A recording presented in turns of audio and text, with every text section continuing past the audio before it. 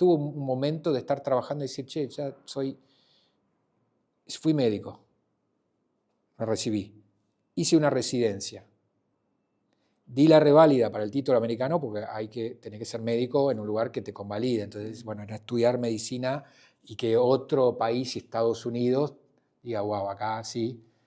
Hacer una residencia afuera, tener un cargo de directivo. Y dije, ¿y ahora? Ya llegué, me acuerdo, estaba en el escritorio. Y digo, ¿y ahora qué? Y literalmente me levanté, miré por la ventana y en la esquina de donde estaba había un nenito limpiando el parabrisas. Me emociona ahora, ¿no? Porque digo, puta, ¿cómo es esto? ¿Por qué me tocó? Porque todo lo que me tocó. Cero capacidad. Digo, que algo sea mío.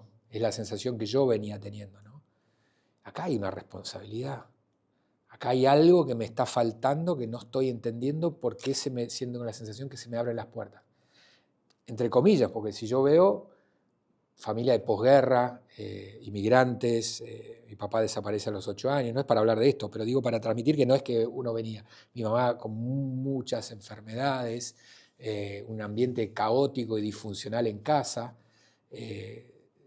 entonces a la vez veía como que, bueno, yo iba poniendo el pecho y a ver qué hacen los demás, bueno, tengo que hacer esto. Para mí no era como no...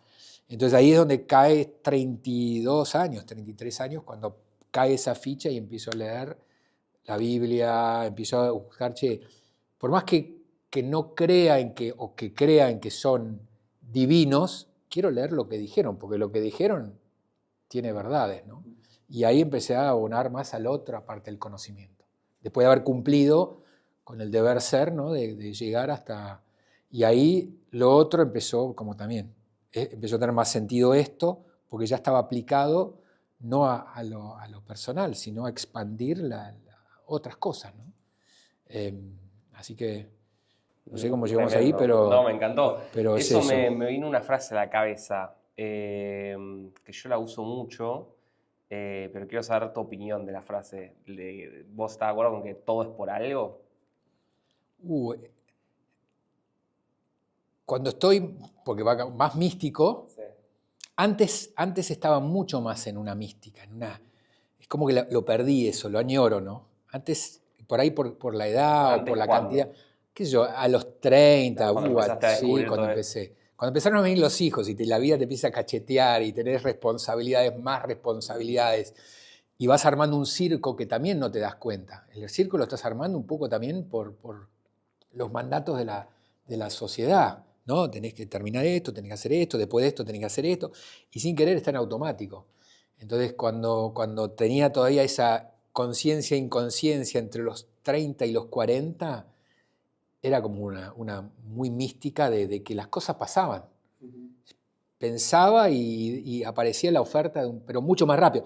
Hoy, entre comillas, siguen pasando esas cosas. No tan precisas, pero eso hoy... Entonces, mi desafío es ese, ¿no?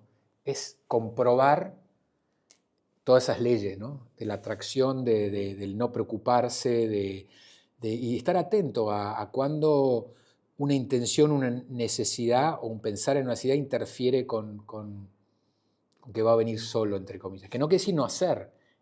Esa confusión de, bueno, la diferencia entre el hippie, con mucho respeto, que por el hippismo, ¿no? O el despreocupado y el descuidado. El hippie más hippismo es, viste, todo un quilombo, naturaleza va a proveer, eso. No, al revés, tenés esto, tiene una responsabilidad, ¿no? Como dice la Biblia, 2 dones. Te voy a dar dones. Ahora, fíjate cómo lo haces crecer en vez de quedarte con eso. No es un regalo, porque la evolución, somos parte de la evolución. Estamos hablando de esto gracias a que otros sufrieron y dieron más de lo que se quedaron. Y que lo compartieron. O sea que ahí cuando empiezas a serenar la individualidad del ego, empiezas a entrar en gratitud y en conexión con la herencia y con el legado como propio. No es algo distante, es una responsabilidad en el buen sentido, que te da sentido, te conecta, ¿no? Y te da, wow, estamos parados sobre algo infinito acá. Y yo cumplo este granito de arena. Yo lo recibí y mi posta es este granito de evolución que le toca dejarlo, porque yo creo que la conciencia es como un cristal líquido. Eso sí, que la conciencia está, pero también las evoluciones, bueno, hoy hay investigaciones, los que se llaman campos morfogenéticos. Los campos morfogenéticos es como un conocimiento que está, de alguna manera, en el éter, así como el agua, el pez no ve el agua, pero vemos que es el medio y es material y conecta, el éter o el espacio que hay entre las personas tiene información. Pero que no lo vemos como el pez no ve el agua. Y los campos morfogenéticos se exploraron a través de estudios en donde se sometía, por ejemplo, determinamos monos en una isla, se les enseñaba a lavar unas nueces que estaban llenas de sal y arena, que para comerlas no les hacían bien, se les enseñó a lavarlas para comerlas limpias, se estudió cuánto tardaron o no en lograrlo eso solo y cómo pasó con ese. Y en una isla que estaba no sé a cuántos kilómetros, otros monos, que no había forma que hubiesen aprendido, el tiempo de aprendizaje fue inexplicable. Y pasaba también con el estudio de unos pájaros que aprendían a abrir las botellas de leche que el lechero dejaba y tomaban leche. O sea, qué pasaba en un lugar y en otro lugar muy removido, cómo casi esa evolución o ese aprendizaje adaptativo era aprendido en un tiempo que no era explicado por prueba y error. Era como un saber ya. Bueno, y esto en la metafísica, en la no localidad de los electrones y eso, está apareciendo. Como que hay una conexión entre algo que vibra acá y allá que es simultáneo y lo puedes medir. Entonces, volviendo un poco ahí eso lo tengo todo acá. Y como todavía la linealidad de pedir y que me toque, pero ahí es como que también ves, ahí cuando el cuento de las 1001 noches, o sea, la lámpara Aladino, son metáforas. Pide y te será dado, dice la Biblia. O sea que son tipos que, o personas, o lo que sea que querramos llamarlo, que estaban señalando, porque 5.000 años, 2.000 años para la evolución, calculá que venimos hace 3, no es nada, es un chispazo. O sea que en esta generación, o en esta era que los incluye, estamos hablando del despertar de estas capacidades para poder usarlas conscientemente. Pero para eso tenés que animarte y soltar y creer y confiar. Con poco ya empezás a confiar. Entonces ya no te enganchás, te llaman, che, vení, hace esto, te ofrezco. Siento, no es por acá. Trasgredo con esto y no es. Entonces empezás pero también te la estás jugando, porque tenés el circo armado, te tenés que llevar. Entonces tenés que ver a ver cómo haces, en qué momento decís, bueno, es un desafío. Con la intuición y todo. Sí. Se me vienen muchas cosas a la cabeza, teoría de cuerdas, vibración, bueno, eso. un millón de cosas. Pero bueno, me quiero quedar con algo. También quería, con esto que contaba de los monos, los nenes que hoy nacen y ya saben usar el celular, me parece una locura. Y ahí podemos tocar el tema de la tecnología, que quiero que nos cuentes un poco tu punto de vista, porque vos mencionaste el tema de la atención, el tema de esto del conocimiento.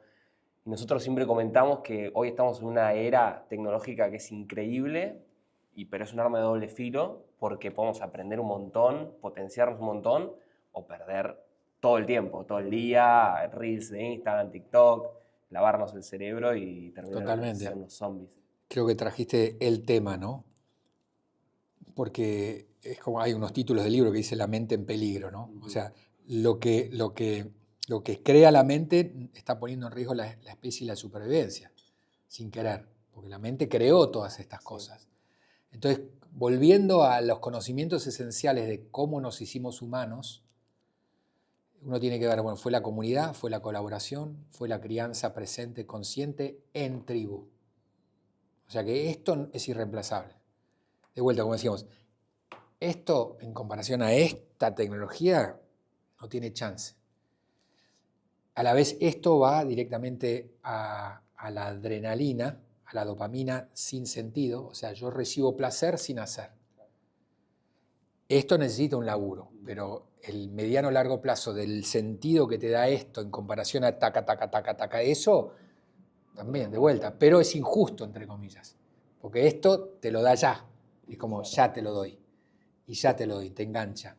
Entonces, hoy ya estamos también sabiendo esto, Nos lo comimos por unas generaciones con los costos que eso tuvo sobre un montón de situaciones. Pero hoy nos estamos dando cuenta que lo que nos hizo humanos es el vínculo, es la experiencia, es el sufrimiento, es la tolerancia a la frustración, es la postergación de la gratificación, es el juego, es el trepar, es la comunidad. Entonces, la crianza en comunidad, porque la crianza de cada mamá, que en realidad terminan siendo las mujeres, en solitario, sin el vínculo de la tía, de la abuela, de la vecina, todo eso también, sin querer queriendo, lo hemos perdido, ¿no? Es como la frase, para educar o para criar un niño se necesita una aldea. No importa, puede ser que sea mamá y papá, pero que seamos. Y eso lo hemos perdido. Y eso genera mucha neurosis, lo que veo yo en mi pequeña trayectoria de trabajar en crianza, que no es solo porque esa mamá y ese papá, con esta información de cómo criar un hijo inteligente, cómo criar un hijo sustentable, cómo un hijo ecológico, vuelve a la mente a querer manipular, a hacer algo con un otro. Y en nombre de eso, con muy buena intención, esa persona que está más acá, que a ver quién sos y qué querés hacer, genera una neurosis que no te va a salir porque sin querer queriendo lo que estás haciendo va a estar manipulando y transgrediendo, y el otro también va a quedar como un peso, que hoy se habla mucho del fenómeno de los padres helicóptero, ¿no? Que con tanto conocimiento y con tanto que tenemos que ser buenos, tenemos que ser sostenibles, sustentables, la igualdad, la equidad, se genera también este fenómeno woke, que es mucha cabeza de los derechos y lo que debe ser, pero pocos experiencia de vida, que es la sabiduría, que es el sentir, no es el sentido común, sentir en común. Entonces comprendés la evolución, porque la evolución está en un lugar y a la vez todos los conocimientos de lo que debería ser el mundo, buenísimos, los tenemos, pero si no sabemos cómo aplicarlos, nos vamos de vuelta para un lado, ¿no? A todos los movimientos radicalizados de todo lo que sea por buena intención, bajada de línea, desconexión, que están generando mucha confusión en un área de jóvenes que están diviniendo la identidad de acá sin estar usando el cuerpo. La vida es experiencia. Después viene el conocimiento y la información. Y eso especialmente en los primeros 6 años, 10 años es donde se genera el caos mayor. Porque los niños tienen que estar primero haciendo, ni siquiera sintiendo. El sentir va a venir por el hacer. Los golpes, lo que querés, el deseo, el no deseo, todo. Pero primero porque quiero ir a buscar lo que algo me llamó. Y después viene el pensamiento. Y la escuela también adelanta. A los 3 años ya estamos enseñando colores, dinosaurios, capitales, porque queremos que sea inteligente. Y encima, ¿quién recibe mayor sonrisa y mayor convalidación? El que le va bien. Sonríe el adulto y dice, pues a los 3 años ya habla, a los 3 años ya se sabe, mirá. Y entonces ese sigue haciendo lo que le pone contento al adulto y deja de ser quien es él. Entonces tenemos que, todo un montón de cosas que sirvieron cuando empezaron, la educación, el adulto presente que sabe cómo responder a algo que hizo bien el niño, pero esto bien, entre comillas, es para todo, cada uno donde está. No para algunos sí, porque yo pienso que esto es mejor que esto, y este está siendo quien sos. Si yo no trabajo mi conciencia como docente y mi autoconocimiento, ahí está donde está la crisis y oportunidad. Es como dice un maestro espiritual, decía, si por un año nos dedicáramos a una franja de docentes de jardín de infantes, a que aprendan autoconocimiento y prácticas contemplativas para autoconocerse, en muy poco tiempo cambiaríamos toda una generación. Sí. Pero sí, está bueno teóricamente porque transmite la importancia del nivel de formación, no en conocimiento, sino en sabiduría y autoconocimiento que tengan las personas que están con los más chicos, que al revés terminan siendo las más jóvenes, las que están más piolas, las que están más informadas, y sin querer queriendo vamos perdiendo conocimientos ancestrales, como se ha perdido también el que una mamá pueda guiar a su hija a amamantar, porque en algún momento la generación de médicos dijo, che, esta fórmula es mejor que la teta, porque lo decía la medicina.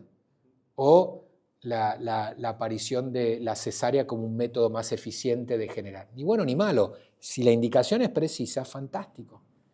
El tema que fuimos perdiendo y diluyendo conocimiento, y de vuelta, yo me paro mucho en ni bueno ni malo. porque es para no transmitir que hay algo, sino es darte cuenta, para poder volver a elegir, ¿no? Y el poder del estado de presencia, de generar estados de gratitud y amor, es tan fuerte que yo creo que la medicina también va a sufrir una transformación gigantesca porque no trae plata. Aprender a meditar, contemplar y saber cómo crear estados internos basados en amor, paz, gratitud y practicarlos. Eso es luz interna, eso es salud, bienestar.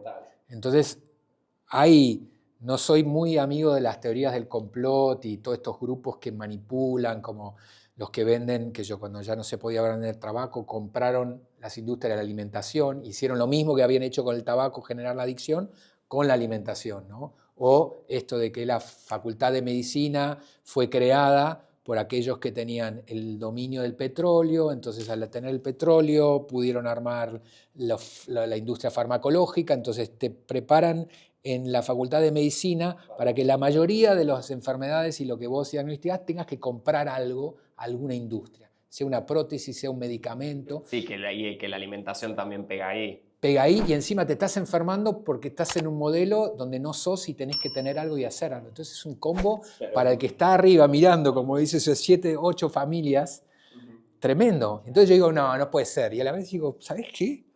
Esto es una película. Decís, sí, acá hay alguien digitando los mercados, vamos a hacer caer esto, entonces acá la plata va a ir acá. Y no es tan naif, ¿no?